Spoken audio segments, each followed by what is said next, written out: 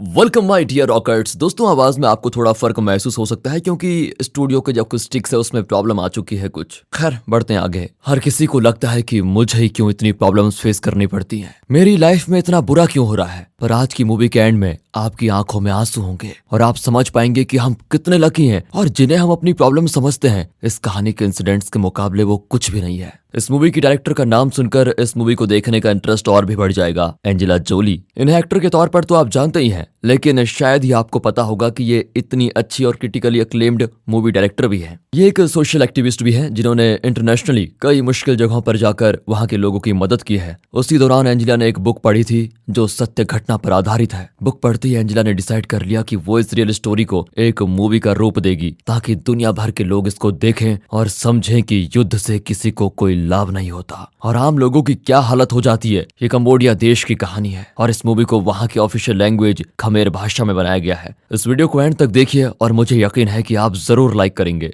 बाकी आप चैनल पर नए हो तो वीडियो को सब्सक्राइब जरूर कर दें। मूवी की शुरुआत 1975 में होती है जब वियतनाम में जंग छिड़ी हुई थी और उसका असर पड़ोसी देश कंबोडिया पर भी पड़ा। वहां भी सिविल वॉर छिड़ गया। उस वक्त कंबोडिया की सरकार, जिसे यूएस आर्मी सपोर्ट कर रही थी, उसके खिलाफ खमेर रूज नाम के एक देसी गट ने बगावत की। वे नहीं चाहते थे कि यूएस उनकी सरकार को चलाए और बगावत भी इतनी घिनौनी कि मिलियन से ज्यादा मासूम सिविलियंस की जान गई और जो जिंदा बचे उनकी जिंदगियां बद से बदतर हो गई। खमेर रूस को नॉर्थ वियतनाम की आर्मी का सपोर्ट मिल रहा था, जिसकी वजह से कंबोडिया में सिविल वॉर छिड़ गया और तब यूएस आर्मी ने कंबोडिया से अपने ट्रूप्स हटा दिए। दुनिया भर के न्यूज चैनल्स में इस सिविल वॉर की खबरें दिन रात बताई जाती हैं। अब यहाँ से कट करके कंबोडिया के एक धनी परिवार को दिखाते हैं जहाँ टीवी पर इस वियतनाम वॉर की न्यूज चल रही होती है। न्यूज देख रही है महज 5 साल की बच्ची जिसका नाम लॉन है। उसे ये तक नहीं पता कि ये चल क्या रहा है, फिर भी वो टीवी देख रही होती है। फिर लॉन की खुशहाल फैमिली को दिखाते हैं। उसके 2 बड़े भाई, 2 बड़ी बहनें और एक छोटा भाई और एक छोटी बहन है। लॉन को मिलाकर 7 बच्चे हैं। इनका परिवार बहुत पैसे वाला है और शानदार लाइफ जी रहा होता है क्योंकि इनके पिता कंबोडियन आर्मी का एक हायर ऑफिशियल है। सभी बच्चे उन्हें पा कहकर पुकारते हैं। बाहर कितना खतरनाक माहौल है, इससे बिल्कुल बेखबर लॉन अपने पिता के पास भागती है और उनकी गोदी में बैठ जाती है। पा के साथ 2 आर्मी ऑफिसर्स आए होते हैं तो डिस्कस कर रहे होते हैं कि यूएस आर्मी हमारा साथ छोड़कर भाग गई है। खमेर रूस आर्मी हमारी सरकार और उससे जुड़ी सभी लोगों को मारने पे तुली हुई है। अगर हम उनके हाथ लग गए तो परिवार सहित सबको मार डालेंगे, इसलिए हमें अपनी पहचान छुपाकर अपने परिवारों के साथ किसी सेफ जगह पे चले जाना चाहिए। उस रात पा की फैमिली साथ बैठकर शानदार डिनर करती है। बेचारी लॉन नहीं जानती कि ये उसकी फैमिली के साथ उसका आखिरी शानदार डिनर होगा और कल से उसकी लाइफ ट्रेजेडी से भर जाएगी। डिनर के बाद सभी आराम से सो जाते हैं और अगले दिन लॉन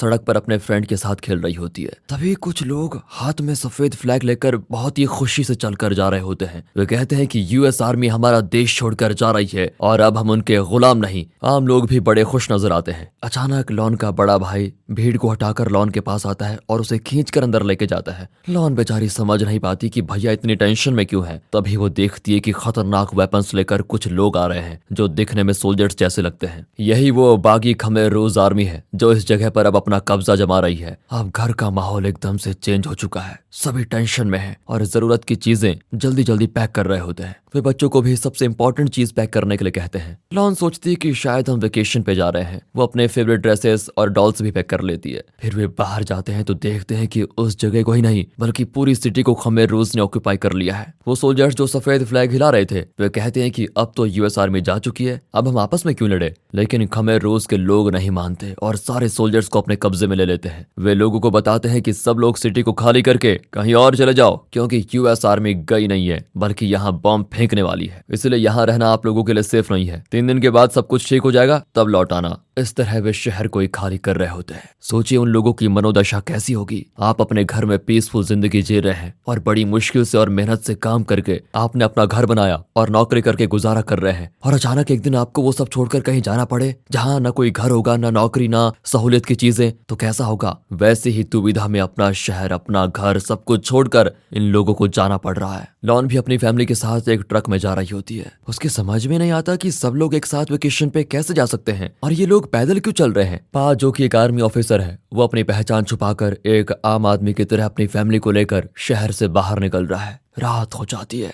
तो एक जगह रुककर वो वहीं सो जाते हैं। पा को इस बात की चिंता खाई जा रही है कि अब वो अपने बीवी बच्चों को कैसे बचाएगा। अच्छा खासा घर, इतनी अच्छी लाइफ एक पल में खत्म हो गई और अब ये लोग जैसे अपने ही देश में रिफ्यूजीज हैं। अगली सुबह खमेर रूस सोल्जर्स उन्हें मार कर जगाते हैं। खमेर रूस को वेस्टर्न कल्चर और वेशभूषा से सख्त नफरत है। इतना ही नहीं, वे मानते हैं कि ऊंच नीच कुछ नहीं होती, सारे इंसान एक समान है, इसलिए सबको एक जैसी ही ड्रेस पहननी चाहिए और अमीर गरीब करके कोई भेदभाव नहीं होना चाहिए। बात तो दोस्तों इनकी सही है, लेकिन तरीका गलत है ना। सुनने में कितना अच्छा लगता है, लेकिन ये जो करने वाले हैं उसको देखकर तो डर के मारे रोंगटे खड़े हो जाएंगे। वे पूरी फैमिली को अपने वेस्टर्न कपड़े उतारने को कहते हैं और देसी कपड़े पहनने को कहते हैं। एक खमेर रूस सोल्जर्स पा का कॉस्टली वॉच भी ले लेता है और पूछता है, क्या तुम सरकार के किसी डिपार्टमेंट के लिए काम करते हो? पा कहता है, नहीं, मैं तो एक साधारण लेबर था, कंस्ट्रक्शन का काम करता था। तो सोल्जर कहता है कि फिर तुम कार में क्यों जा रहे हो, सबकी तरह पैदल चलो। ये कहकर वे उससे कार छीन लेते हैं। फिर वे कपड़े बदलकर पैदल ही चलने लग जाते हैं। अब लॉन के मन में कई सवाल उठते हैं कि इन लोगों ने मेरे पसंद के कपड़े क्यों छीन लिए, हमारी कार क्यों छीन ली और हमें इस धूप में पैदल क्यों चलाया जा रहा है। लेकिन वो कुछ नहीं पूछती और चुपचाप अपने परिवार के साथ धूप में चलने लग जाती है। उस रात फिर वे एक जगह पर आराम करते हैं। पा अपना आईडी कार्ड लेकर जला देता है, क्योंकि अगर खमेर रूस को पता चल गया कि वो आर्मी ऑफिसर है तो वे उसे मार डालेंगे। फिर उसके परिवार का क्या होगा, ये सब कुछ लॉन देख रही होती है। अगले दिन वे फिर चलना शुरू कर देते हैं। सब बहुत थक जाते हैं और वे जानते भी नहीं कि वे कहाँ जा रहे हैं। वे कहीं भी रुक नहीं सकते। लॉन पा से पूछ ही लेती है कि पा, हम कहाँ जा रहे हैं, रोज चल क्यों रहे हैं हम? उन लोगों ने तो कहा था कि 3 दिन में तुम अपने शहर में वापस आ सकते हो, फिर हम इतनी दूर क्यों जा रहे हैं? पा बड़े प्यार से समझाता है कि बेटी, हम वहाँ वापस नहीं जा सकते, हमें इन लोगों के साथ ही चलना होगा। इस तरह चलते चलते वे एक बॉर्डर चेक पोस्ट पर पहुंचते हैं, जहाँ खमेर रूस सोल्जर्स हर किसी को चेक करके उस पार भेज देते हैं। दरअसल वे एक भी गवर्नमेंट ऑफिसर को जिंदा नहीं छोड़ना चाहते, इसीलिए इतनी चेकिंग कर रहे हैं। इतना ही नहीं, वे सबकी कीमती चीजें, पैसा वगैरह छीन लेते हैं और कहते हैं कि इस बॉर्डर के आगे ना तो कोई अमीर है ना कोई गरीब, अगर आपके पास पैसे हैं तो भी वो चलने वाले हैं नहीं। यहाँ सबको मेहनत मजदूरी करके ही अपना अगला वक्त का खाना मिलेगा। पा अपने परिवार को साफ साफ समझा देता है कि अगर कोई पूछे तो यही कहना कि तुम्हारे पापा मजदूर है। क्या कहना? पापा मजदूर है और हम बहुत ही गरीब हैं, ठीक है। फिर वे अपनी चीजें, पैसा वगैरह खमेर रूस सोल्जर्स को दे देते हैं और बॉर्डर के उस पार चले जाते हैं। अब वे आर्मी ऑफिसर की फैमिली नहीं, एक मजदूर की फैमिली है। लॉन देखती है कि जो आर्मी ऑफिसर्स पकड़े गए हैं वे गन पॉइंट पर एक जगह बैठे होते हैं और उन्हें गार्ड कर रहे हैं छोटे छोटे बच्चे जिनके हाथ में गन है। वे उन्हें क्रॉस करके आगे जाते हैं तो कई गन शॉट सुनाई देते हैं। उन सारे आर्मी ऑफिसर्स और सोल्जर्स को शूट कर दिया गया था। सड़क किनारे कुछ लोग चलते चलते बेहोश होकर गिर पड़े थे। आगे खेत होते हैं जहाँ मॉन्क्स बंधुआ मजदूरी कर रहे होते हैं। लॉन को लगता है कि यहाँ सब कुछ उल्टा हो गया। कुछ दूर पर बैलगाड़ी में एक आदमी आता है। उसे देखते ही लॉन का चेहरा एकदम से खिल जाता है। दरअसल ये लॉन के मामा है। वो इन्हें अपनी गाड़ी में बैठाकर अपने घर ले जाता है। दरअसल ये साधारण आदमी है और इस जगह के लोग ज्यादातर गरीब हैं। लॉन पा से पूछती है कि क्या ये लोग गरीब हैं? पा कहता है कि आज के बाद कोई अमीर या गरीब नहीं है बेटी, सब मजदूर हैं, हम भी, हमें यही रहना है। आखिर वे मामा के घर पहुंच ही जाते हैं। 3 दिन के बाद पानी को देखकर लॉन खुशी से नहाती भी है। मामा कहता है कि खमेर रोज आर्मी गवर्नमेंट ऑफिसर्स को जिंदा नहीं छोड़ेंगे। अगर उन्हें पता चल गया कि आप इस गांव में हो तो वो आपको ही नहीं, आपको शरण देने वाले हम सबको खत्म कर देंगे। आप सरपंच से बात कर लीजिए। लॉन उनकी बातें सुन लेती है पर उसके कुछ समझ में नहीं आता। वो मजे से बच्चों के साथ खेलने लगती है क्योंकि बेचारी को लगता है कि अब वो सब सेफ है। उस रात मामा की पत्नी कहती है, अगर ये परिवार यहाँ रहा तो हमारे परिवार को भी खतरा होगा, जल्द से जल्द इन्हें यहाँ से निकाल दीजिए। ये बात लॉन सुन लेती है। अगली सुबह पाप फिर अपने कपड़े वगैरह पैक करके अपनी फैमिली के साथ निकल जाता है। वो नहीं चाहता कि उसकी वजह से किसी की जान को खतरा हो। चलते चलते रात हो जाती है और वो एक जगह पर बैठ जाते हैं। तभी खमेर रोज के कुछ ट्रक्स आते हैं और सबको लेकर बहुत दूर चले जाते हैं। सुबह उन्हें एक जंगल के पास उतार दिया जाता है। शायद यहाँ कोई कैंप होगा जहाँ इन्हें खाना मिलेगा। ये सोचकर वो चलने लग जाते हैं, लेकिन वहाँ कुछ खमेर रूस सोल्जर्स उन्हें रोकते हैं और उनका शेफ कहता है कि अगर गलती से भी कोई फॉरेन प्रोडक्ट्स लेकर आए हो तो उसे यहीं फेंक दो। उन्हीं की वजह से हमारा देश कंगाल हो गया है, क्योंकि इस पॉइंट के बाद हम लोग तुम पर राज करेंगे। इस तरह स्पीच देने के बाद वो सबको एक लेबर कैंप में लेके जाते हैं। एक के बाद एक करके अनाउंसमेंट्स होते रहते हैं कि यहाँ तुम लोगों को अपना खाना खुद उगाना होगा, खुद अपना घर बनाना होगा, कोई कलर ड्रेस नहीं पहनेगा, सबको एक ही तरह का ब्लैक ड्रेस पहनना होगा, यहाँ पर सभी समान है। इस तरह समानता के नारे लगाए जाते हैं और इन्हें गुलाम की तरह ट्रीट किया जाता है। लॉन की माँ सारे कपड़ों को काले रंग में डुबोकर काला कर देती है। सिविल वॉर के बारे में हमने न्यूज में सुना और देखा होगा, लेकिन उस देश के अंदर असल में क्या होता है, वहाँ के लोगों को कैसे कैसे दिन देखने पड़ते हैं, इसे कोई न्यूज चैनल कवर नहीं करता। ये लोग बहुत कुछ खो चुके हैं, यहाँ तक कि अपने पसंद के कपड़े पहनने की आजादी भी इनसे छीन ली गई है, और वो भी अपने ही देश में। अपने ही देश के लोग इन पर अराजकता कर रहे हैं। इसी बीच लॉन अपनी पसंद का एक कलर ड्रेस सबसे छुपा कर रख लेती है। ये रिफ्यूजी कैंप नहीं, गुलामों का कैंप है। खाने के लिए एक घंटी बजाई जाती है और एकदम बेस्वाद खाना दिया जाता है, जो बिल्कुल भी पौष्टिक नहीं, वो भी बहुत कम। शानदार खाना खाने के आदी लॉन और उसकी फैमिली बहुत मुश्किल से इस खाने को खा पाती है। लॉन अपने चारों ओर हो रही बातों को ऑब्जर्व करती है, लेकिन उसका मतलब नहीं समझ पाती। सब थके हारे सो जाते हैं, लेकिन लॉन को नींद नहीं आती। वो अपने पा को देख रही होती है, जो लकड़ी के टुकड़ों से अपने परिवार के लिए झोपड़ा बना रहा होता है। अगले दिन बच्चे, बड़े, बूढ़े, औरतें, मर्द, सबको बिना किसी भेदभाव के खेती करने में लगा दिया जाता है। उस रात खमेर रूस सोल्जर्स सभी को बुलाकर बताते हैं कि उन्हें कल क्या काम करना है। एक आदमी जो अपने बेटे की किसी सीरियस डिजीज के लिए फ्रेंच मेडिसिन लेकर आया था, उसे सबके सामने पीटा जाता है, क्योंकि ये बागी सोल्जर फौरन चीजों का बहिष्कार कर रहे हैं। वो बेचारा रहम की भीख मांगता है कि इस मेडिसिन के बिना मेरा बेटा मर जाएगा, लेकिन वे उसकी एक नहीं सुनते और बहुत ही खतरनाक पनिशमेंट देते हैं। ये देखकर लॉन को लगता है कि शायद ये टॉर्चर कैंप है। इस तरह दिन गुजरते हैं और इनकी मेहनत से फल, सब्जियां वगैरह बहुत बड़ी हो जाती हैं, लेकिन इसका एक भी तिनका इनके लिए नहीं है। सब कुछ पैक करके खमेर रोज आर्मी के लिए भेजा जाता है। जिन लोगों ने खून पसीने से इसको उगाया था, उन्हें पानी जैसा कुछ दिया जाता है, खाना तो बिल्कुल भी नहीं। भूखमरी से कुछ लोग मर भी जाते हैं। ये जगह अब नरक बन चुकी है। लेकिन एक दिन इससे भी बदतर बात होती है। इतनी मुसीबतों के बीच इन्हें खुशी थी कि कम से कम पूरा परिवार एक साथ है, लेकिन आज उस खुशी में भी पानी फिरने जा रहा है। बहुत बड़े परिवार होने की वजह से खमेर रोज ने लॉन के 2 बड़े भाइयों और एक बड़ी बहन को दूसरे कैंप में ले जाने का फैसला कर लिया। दिल पर पत्थर रखकर पा और उसकी फैमिली अपने 3 बच्चों को अपने सीने से अलग कर देते हैं। पा कहता है कि सब कुछ एक दिन जरूर बदलेगा, कभी हिम्मत मत हारना। लॉन भी अपने भाइयों और बहन से अलग होकर बहुत दुखी होती है, फिर भी वक्त तो बीतता ही है। लॉन धीरे धीरे इस जगह को अपनाने लग जाती है। एक दिन भूख के मारे लॉन की दूसरी बड़ी बहन अपनी मेहनत से उगाए हुए किसी फल का एक छोटा टुकड़ा खा लेती है। उसे एक घटिया सोल्जर देख लेता है। वो छोटी बच्ची की उम्र का लिहाज भी नहीं करता और उसे बुरी तरह पीटने लगता है। लॉन सदमे में चली जाती है। लॉन की दीदी भीख मांगती है कि माफ कर दीजिए, बहुत भूख लगी थी इसलिए तोड़ लिया, आगे से नहीं करूंगी, पर वो उसको बुरी तरह मार कर चला जाता है। काम के बाद सब घर लौटते हैं तो पा जहाँ पर काम कर रहा था, उस खेत से वो थोड़ा धन, कुछ टिड्डे पकड़ कर लाया था ताकि अपने परिवार की भूख थोड़ा कम कर सके। फिर वे उसे पकाकर खाते हैं। ना चाहते वे भी सब खाली पेट को भरने के लिए टिड्डे ही खा लेते हैं। उनकी उदासी को कुछ देर कम करने के लिए पाप पूछता है कि जब हम घर वापस जाएंगे तो कौन कौन क्या खाना चाहेगा, बताओ जरा। सभी एक पल के लिए खुश होकर कहते हैं ब्रेड और नूडल्स और अंडे और चावल खाएंगे। पर इस छोटी सी खुशी के बीच एक सोल्जर की आवाज आती है और वे आग बुझा देते हैं। अगली सुबह कई लोगों की मौतों से शुरू होती है। ज्यादातर बूढ़े लोग भूखमरी से दुबले पतले हो गए थे और कई लोग मर भी गए थे। लॉन चुपचाप उनकी लाशों को जलते हुए देखती है। उस रात लॉन को सपना आता है कि उसके सामने एक शानदार दावत रखी हुई है और वो दबा दबा कर खा रही है। लेकिन बेचारी का सपना टूटता है क्योंकि उसको बहुत भूख लगी होती है। वो चुपके से उस धान को खा लेती है जो उसके पापा खेत से चुरा कर लाए थे। अगले दिन काम पे जाने से पहले पा धान को ढूंढता है जिसे पकाकर वो अपने बच्चों को दे सके। हालांकि उसमें मुट्ठी भर धान भी नहीं होता, लेकिन डब्बे में धान नहीं होता तो वो समझ जाता है कि लॉन ने उसे खा लिया होगा। अब लॉन का छोटा भाई लॉन को मारने लगता है क्योंकि उस बेचारे को भी बहुत भूख लगी है। फिर पा उसे चुप कराता है कि बेटा मैं कुछ करता हूँ। फिर वो लॉन से माफी मांगता है कि भूख की वजह से मैंने तुम पर हाथ उठा दिया। दोनों रोने लग जाते हैं। पा भी रोता है कि न जाने मेरे बच्चों को इस नर्क में कब तक मरना पड़ेगा। तभी जले पे नमक छिड़कने जैसी एक और बुरी खबर मिलती है कि लॉन की बड़ी बहन जिसे दूसरे कैंप में भेजा गया था, उसकी तबीयत बहुत खराब हो गई थी और अब वो मरने की हालत में है। इसलिए आखिरी बार उससे मिलने के लिए इन्हें वहां जाने की परमिशन दी जाती है। लॉन और उसकी माँ वहां जाती है तो पता चलता है कि ये कैंप लॉन के कैंप से और भी ज्यादा बदतर है। छोटे छोटे बच्चे भूख से मर रहे हैं। उनके बीच लॉन अपनी दीदी को देखती है। बेटी की हालत को देखकर लॉन की माँ कुछ कह नहीं पाती। उसे सिर्फ रोना आता है कि इतने लाड प्यार से पाली बेटी इस हालत में है। लेकिन उन्हें थोड़ी देर की परमिशन मिली थी और उन्हें तुरंत अपने कैंप में लौटना पड़ता है। अगले दिन सब काम कर रहे होते हैं तो खबर मिलती है कि दूसरे कैंप में लॉन की दीदी मर गई है। खबर सुनकर लॉन की माँ बहुत रोती है, लेकिन लॉन अपनी जगह से हिल भी नहीं पाती। वो अपनी दूसरी दीदी से पूछती है कि दीदी मरने के बाद लोग कहाँ जाते हैं। वो कहती है कि लोग स्वर्ग में जाते हैं। ये सुनकर लॉन को तसल्ली होती है कि चलो शुक्र है दीदी यहाँ तो नहीं आएगी। इस जवाब को सुनकर समझ में आता है कि ये कितनी घिनौनी जगह है। अगले दिन 2 सोल्जर्स जिनके पास गन है वे पा को किसी ब्रिज के काम के लिए बुलाते हैं। पा समझ जाता है कि उसके साथ क्या होने वाला है।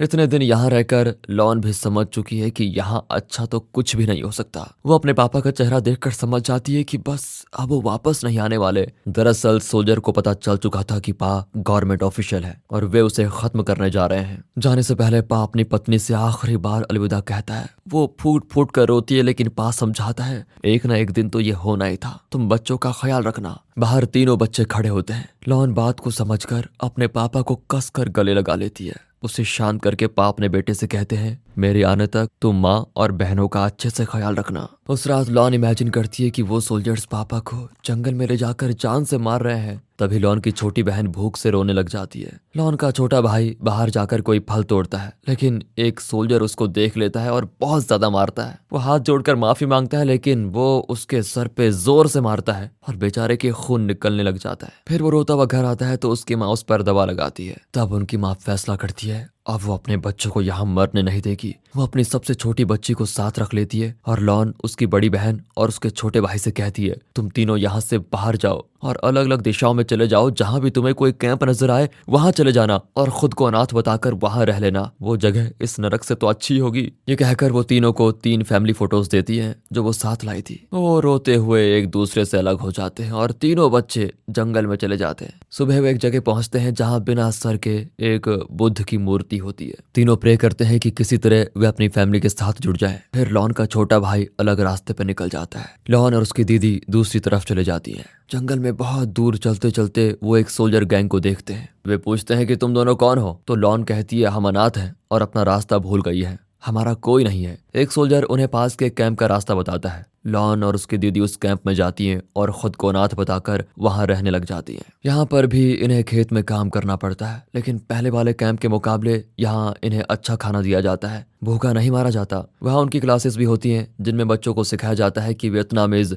हमारे देश पर कब्जा करना चाहते हैं, इसलिए गलती से भी कोई वियतनामीज दिखे तो उसे मार डालना चाहिए। मासूमों के दिल में खमेर रोज सोल्जर्स जहर घोल रहे होते हैं, लेकिन इसके बावजूद लॉन इस जगह में सेटल हो जाती है क्योंकि यहाँ 2 वक्त का खाना मिलता है। लॉन की चुस्ती फुर्ती देखकर खमेर रोज सोल्जर्स उसे सोल्जर की ट्रेनिंग के लिए दूसरे कैंप में भेजना चाहते हैं। ये सुनकर तो लॉन टूट ही जाती है क्योंकि एक एक करके उसके परिवार के सभी लोगों से वो बिछड़ रही है। वो जाने से इनकार भी नहीं कर सकती, करेगी तो उसको मार दिया जाएगा। कोई रास्ता न पाकर लॉन अपनी दीदी से अलग होकर दूसरे कैंप के लिए निकल जाती है। नए कैंप में बच्चों को गोरिल्ला अटैक की ट्रेनिंग दी जाती है। वहाँ गन शूटिंग और छुपकर अटैक करने की टेक्निक्स भी छोटे छोटे बच्चों को सिखाई जाती है। जैसे कि अब ये घिनौनी हरकतें काफी नहीं थी, बच्चों को लैंड माइन सेट करने की ट्रेनिंग दी जाती है। पूरे जंगल में इन बच्चों के हाथों से लैंड माइन सेट किए जाते हैं। ये बेचारे तो जानते भी नहीं कि ये कितना खतरनाक काम कर रहे हैं, जानते भी तो इनकार नहीं कर सकते वरना मारे जाएंगे। बहुत ही कठिन ट्रेनिंग दी जाती है ताकि हर वेदर कंडीशन में वे अटैक कर सके। एक दिन लॉन को मेन कैंप में कोई मैसेज देने के लिए भेजा जाता है जहां उसकी बड़ी बहन है। मौके का फायदा उठाकर लॉन पहले वाले कैंप में जाती है ताकि अपनी माँ और छोटी बहन को देख सके,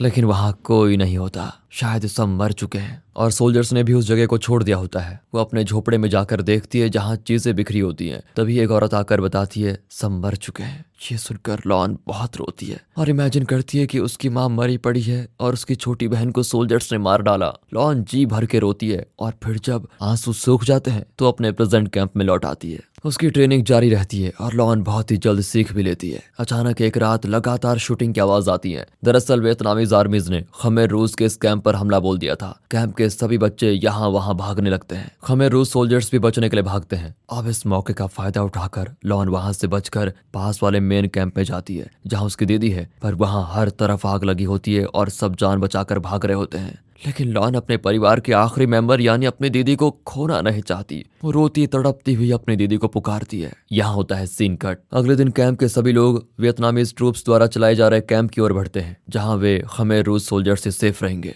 लॉन अपने परिवार को खोकर बिना किसी मकसद के सबके साथ चलने लग जाती है। यहाँ तो दोस्तों हमें भी प्रार्थना करने का मन करता है कि बस भगवान अब इस बच्चे को और दुख मत देना। तभी लॉन के चेहरे पर स्माइल लाने वाली बात होती है। लॉन की बड़ी बहन और छोटा भाई उसे मिल जाते हैं। उन्हें देखकर लॉन के चेहरे पर ना तो हंसी होती है और ना दुख। वो बहुत देर बाद रियलाइज करती है कि उसका बड़ा भाई और उसकी बड़ी बहन उसे मिल गए हैं। तब जाकर वो जरा हंसती है। अब ये लोग खमेर रूस के कंट्रोल वाले एरियाज में नहीं है। यहाँ वियतनामीज ट्रूप का कब्जा है जो इन्हें खमेर रूस से छुड़ाने की कोशिश कर रहे थे। ये एक टेम्पररी रिफ्यूजी कैंप है और इन्हें एक पुराना घर मिल जाता है। वे अपने कुछ चीजें सेव करके रखते हैं। खासकर लॉन अपना वो कलर ड्रेस संभाल कर रखती है। फिर वे अपनी फैमिली फोटो को देखकर बहुत इमोशनल हो जाते हैं। अगले दिन उन्हें दूसरे वियतनामीज रिफ्यूजी कैंप में ले जाया जाता है। रास्ते में लॉन एक मुर्गी देखती है और उसे पकड़ कर रख लेती है। आखिर जब वे कैंप में पहुंचते हैं तो ये तीनों उस मुर्गी को पकाकर वहां के दूसरे बच्चों के साथ भी शेयर करते हैं। कई दिनों के बाद वे पेट भर खाना खाते हैं। लॉन ने गोरिल्ला ट्रेनिंग वगैरह ले रखी है तो उसने रास्ते में एक सांप भी पकड़ा था। वो उसकी खाल उतारती है और उससे भी पकाकर सबको खिलाती है। ये सब देखकर तो उसकी दीदी तो दंग रह जाती है कि इसने ये सब कुछ कहाँ सीखा। खैर कई दिन बाद वे चैन की नींद सोते हैं, पर इनकी किस्मत में चैन नाम की चीज ही नहीं है शायद। अगले ही दिन इस कैंप पर खमेर रोज हमला कर देती है। वे बच्चों को भी नहीं छोड़ते और सबको अंधाधुंध शूट करने लग जाते हैं। सभी अपनी जान बचाकर भागते हैं। सामने से वियतनामीज ट्रूप्स खमेर रोज सोल्जर्स पर शूट कर रहे होते हैं। लॉन, उसका भाई, उसकी बड़ी बहन नदी पार कर रहे होते हैं। तब लॉन देखती है कि खमेर रोज बच्चों को भी शूट कर रहे हैं। वे वियतनामीज ट्रूप के पीछे छिप जाते हैं और मौका पाकर वहां से भागकर जंगल के अंदर भाग जाते हैं। एक जगह पर लॉन अपने भाई और बड़ी बहन से अलग हो जाती है। वो देखती है कि वहां हर तरफ लैंडमाइंस गाड़े गए हैं। दरअसल गोरिल्ला ट्रेनिंग के दौरान लॉन और दूसरे चाइल्ड सोल्जर्स ने ही इन लैंडमाइंस को जंगल में भरा था। अब लॉन देखती है कि कई लोग इन पर पैर रखकर मर रहे हैं। अब वो रियलाइज करती है कि लैंडमाइंस कितना खतरनाक होता है। वो अपनी जगह से नहीं हिलती और रोती हुई अपने भाई और बहन को बुलाने लग जाती है। उसकी आंखों के सामने कई लोग उन लैंडमाइंस पर पैर रखते हैं और फटकर बेघर जाते हैं। किसी का पैर कट जाता है, किसी का शरीर के चीथड़े उड़ जाते हैं। अपने चारों ओर का ये दृश्य देखकर लॉन फ्रीज हो जाती है। तभी एक औरत अपने छोटे बच्चे को उठाकर भाग रही है। लॉन चिल्लाती है कि वहां मत जाओ, खतरा है, लेकिन बहुत देर हो चुकी थी। लॉन के सामने ही वो औरत लैंडमाइन पर पैर रखती है और अगला कदम रखते ही वो और उसका बच्चा फटकर मर जाते हैं। इस छोटी उम्र में इतने घिनौने दृश्य देखकर लॉन सुन्न पड़ जाती है। फिर किसी तरह लैंडमाइन से बचकर वो रेड क्रॉस द्वारा चलाए जा रहे रिफ्यूजी कैंप में चली जाती है, जहां वो अपने छोटे भाई और बहन से मिलती है। क्योंकि ये रेड क्रॉस का कैंप है, यहाँ और किसी आर्मी के अटैक का खतरा नहीं होता। लेकिन वहां पर एक खमेर रूस सोल्जर्स सिविलियंस के पास निहत्था फंस जाता है। वे उसे पकड़कर खूब मारते हैं कि तुम लोगों ने हमारा चैन छीन लिया, हमारे परिवार बर्बाद कर दिए, हम तुम्हें जिंदा नहीं छोड़ेंगे। ये सब कुछ देखकर लॉन को लगता है कि ये खमेर रूस सोल्जर ही क्यों ना हो, लेकिन किसी भी इंसान को मारना पीटना सही नहीं है, इसे भी दर्द होता होगा। खमेर रूस की वजह से लॉन ने अपने पेरेंट्स को, अपनी बहनों को, अपने भाई को खो दिया। फिर भी इस आदमी पर हो रहे जुल्म को वो सह नहीं पाती। उसे अपने पापा की याद आती है, जिसे शायद खमेर रूस सोल्जर्स ने इसी तरह पकड़कर मार डाला होगा। उसे इस आदमी की जगह पर अपने पापा दिखते हैं। वो जोर से पापा करके चिल्लाती है। तब जाकर लोग शांत होते हैं और उस आदमी को छोड़ते हैं। फिर लॉन उस खमेर रूस सोल्जर्स के पास जाकर उसकी आंखों में आंखें डालकर देखती है। शायद वो पूछना चाहती है कि इस पागलपन का अंत कब होगा। यहाँ पर अपनी मर्जी का ड्रेस पहनने में कोई पाबंदी नहीं है, इसलिए लॉन वो कलर ड्रेस पहन लेती है जिसे उसने हर सिचुएशन में बचा कर रखा था। अब लॉन थोड़ा आजाद फील करती है और अपने भाई को दूसरे बच्चों के साथ खेलता हुआ देखकर बहुत खुश होती है। उस रेड क्रॉस कैंप में लॉन एक औरत को बच्चा देते हुए देखती है। वॉर जोन के बाहर पैदा हुए इस बच्चे को देखकर लॉन बहुत खुश होती है, लेकिन इससे भी बड़ी खुशी उसका इंतजार कर रही थी। लॉन के दो बड़े भाई जो शुरू में दूसरे कैंप में चले गए थे, वे भी यहाँ पर सेफली पहुंच गए हैं। इस तरह भाई बहन सभी एक हो जाते हैं और ये सीन सच में दिल को छू जाता है। और जैसा लॉन ने प्रे किया था, पूरी फैमिली ना सही, कम से कम उसके तीनों भाई और एक बड़ी बहन तो सेफ रहे और इनका परिवार फिर से एक हो गया। अब वॉर खत्म हो चुकी है। उसके कुछ सालों के बाद दिखाते हैं कि लॉन और उसके भाई बहन मिलकर हर साल अपने पेरेंट्स और बहनों को श्रद्धांजलि देते हैं जो वॉर में मारे गए थे। लॉन ने अपनी लाइफ की इन घटनाओं को एक बुक का रूप दिया, जिसे पढ़कर एंजेला जोली ने यह मूवी बनाई। ये है असली लॉन, जिन्होंने इस मूवी का स्क्रीन प्ले भी लिखा है, तभी तो इतना रियलिस्टिकली स्क्रीन पे उतारा गया है। और दोस्तों, आप हमारे दूसरे चैनल मूवीज वेदर को सब्सक्राइब करें, वहां पर लेटेस्ट मूवी रिव्यूज डालेंगे और आपको बेहतरीन कंटेंट देने की कोशिश करेंगे। आपको ये मूवी कैसी लगी, दिल को छू गई हो तो आप भी उस लाइक बटन को छू दीजिए। मिलते हैं अगली वीडियो में, तब तक के लिए गुड बाय, ख्याल रखिए अपना। And finally